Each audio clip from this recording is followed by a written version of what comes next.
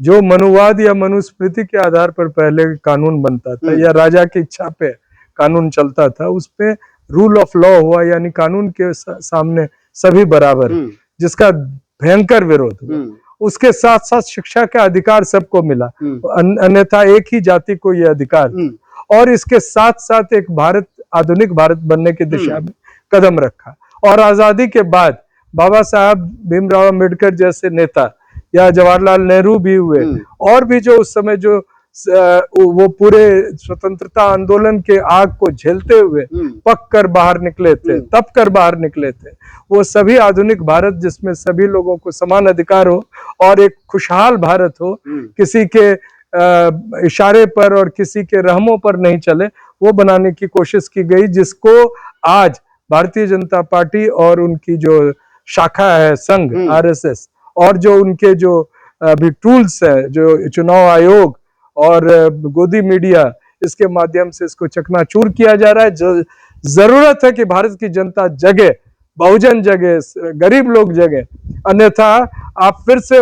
मजबूर होंगे कि गले में घैला और पीछे कमर पर झाड़ू आपके बांधे जाएंगे। ये चुनाव आयोग जो है बाबा साहब के संविधान को कुचलने के लिए एक बड़ा टूल बन गई। लेकिन आज क्या हो रहा है, अब वो सरनेम देखकर और उनकी धर्म देखकर उनके वोट को हटा रहे हैं। बाबा साहब डॉक्टर अम्बेडकर ने इस देश के दलितों को, पिछड़ों को, गरीबों को लड़ झगड़ करके वोट का अधिकार जो है वो दिलवाया था। कुछ लोग चाहते थे कि वोट का अधिकार उन लोगों को होना चाहिए जो पढ़े लिखे हों, एक शिक्षा का लेवल हो, जो टैक्स पेयर हो या फिर जो जमींदार हो। लेकिन बाबा साहब डॉक्टर अम्बेडकर अड़ गए और उन्होंने कहा कि नहीं, उस प्रत्येक व्यक्ति को वोट का अधिकार होना चाहिए जो 20 साल का है। बाद में घटा करके वो 18 साल कर दिया गया।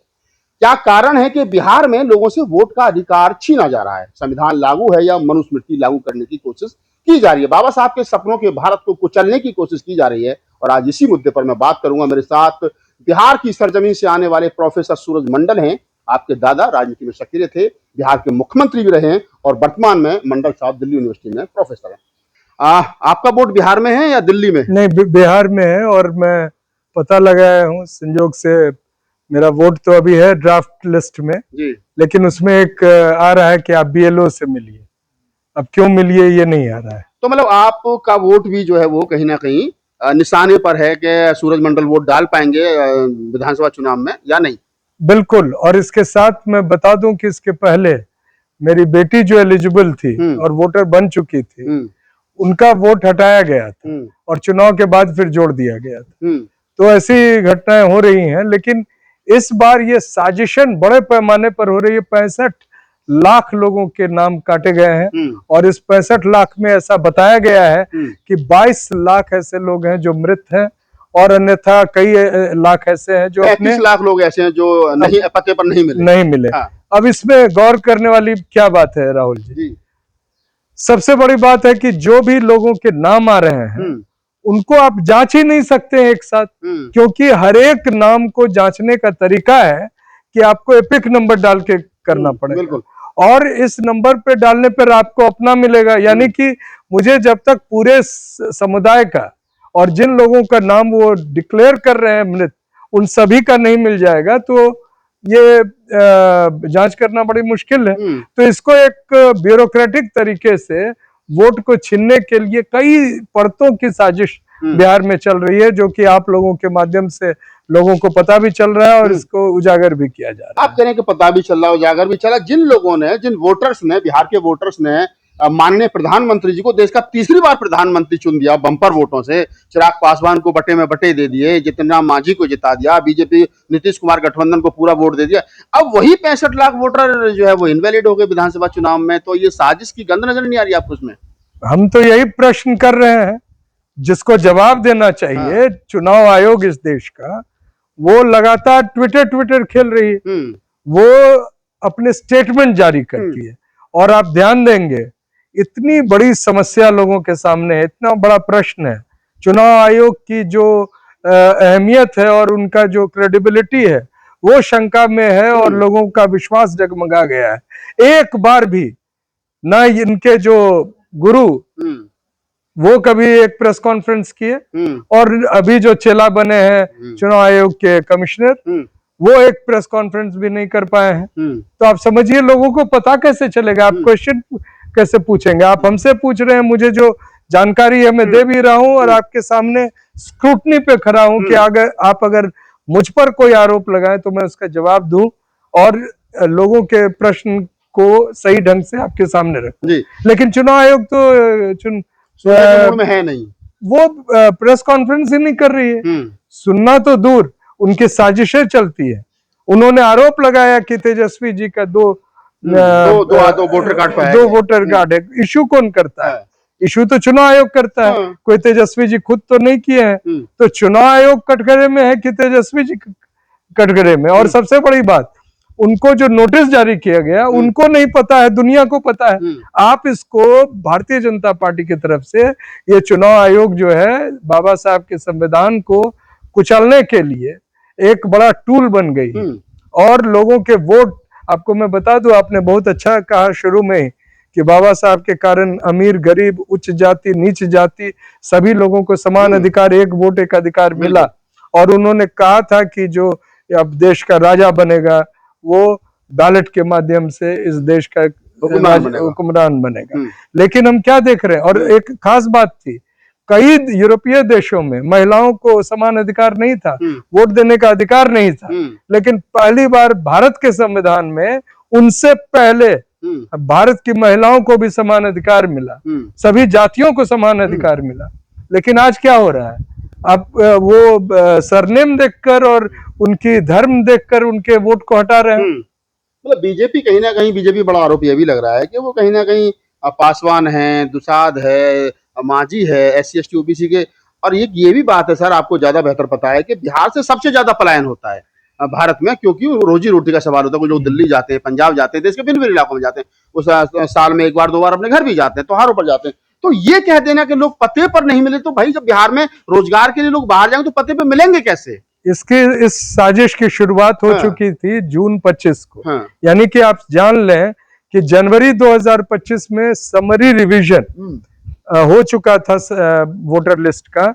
वोटर लिस्ट जारी किया जा चुका था लोगों को उसकी पड़ताल करने के लिए, राजनीतिक दलों को उसकी पड़ताल करने के लिए। लेकिन उस पड़ताल में के बावजूद इन्होंने 25 जून को अचानक एक नया नियम बनाया कि सभी लोगों को आकर फॉर्म भरना पड़ेगा। अब कई यूट्यूबर्स लगातार दिखा रहे थे कि किस तरह से उनके अपने बनाए नियम की धज्जियां उड़ रही थी, जो जिस ढंग से इतनी तेजी से, और क्या बड़ी साजिश थी कि पुराने सारे वोटर लिस्ट को खारिज की जाए।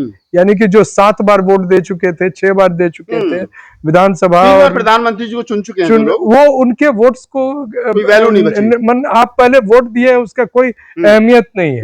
यानी कि, और देखिए किन दस्तावेजों को वो महत्व दे रहे थे, पासपोर्ट को महत्व दे रहे हैं, जो सिर्फ अमीर आदमी या जो विदेश यात्रा करते हैं। लेकिन जो गरीब, जिनको आधार लेने पर मजबूर किया इस सरकार ने, उस आधार की कोई अहमियत नहीं है।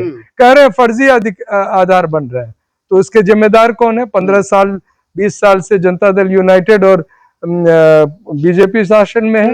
केंद्र में गृह मंत्रालय, गृह मंत्री बीजेपी के हैं, उनको कोई जिम्मेदारी नहीं, वो कैसे होने दे रहे? और अभी भी जिनको कहा जा रहा है कि ये फर्जी वोटर है, उन पर क्या कार्रवाई केंद्र की सरकार कर रही है?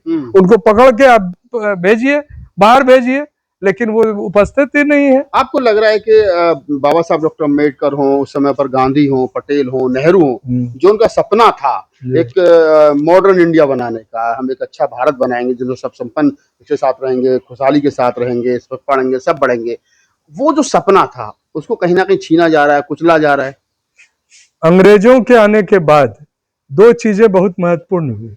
जो मनुवाद या मनुस्मृति के आधार पर पहले कानून बनता था या राजा की इच्छा पे कानून चलता था, उस पे रूल ऑफ लॉ हुआ, यानी कानून के सामने सभी बराबर, जिसका भयंकर विरोध हुआ। उसके साथ साथ शिक्षा का अधिकार सबको मिला, अन्यथा एक ही जाति को यह अधिकार, और इसके साथ साथ एक भारत, आधुनिक भारत बनने की दिशा में कदम रखा। और आजादी के बाद बाबा साहब भीमराव अम्बेडकर जैसे नेता या जवाहरलाल नेहरू भी हुए, और भी जो उस समय जो वो पूरे स्वतंत्रता आंदोलन के आग को झेलते हुए पक कर बाहर निकले थे, तप कर बाहर निकले थे। वो सभी आधुनिक भारत जिसमें सभी लोगों को समान अधिकार हो और एक खुशहाल भारत हो, किसी के इशारे पर और किसी के रहमों पर नहीं चले, वो बनाने की कोशिश की गई, जिसको आज भारतीय जनता पार्टी और उनकी जो शाखा है संघ आरएसएस और जो उनके जो अभी टूल्स है, जो चुनाव आयोग और गोदी मीडिया, इसके माध्यम से इसको चकनाचूर किया जा रहा है। जरूरत है कि भारत की जनता जगे, बहुजन जगे, गरीब लोग जगे, अन्यथा आप फिर से मजबूर होंगे कि गले में घैला और पीछे कमर पर झाड़ू आपके बांधे जाएंगे। आप प्रोफेसर सूरज मंडल हैं, और मैंने तमाम वो बातें बिहार चुनाव से संबंधित और वोटर लिस्ट से संबंधित उनसे जानने की कोशिश की।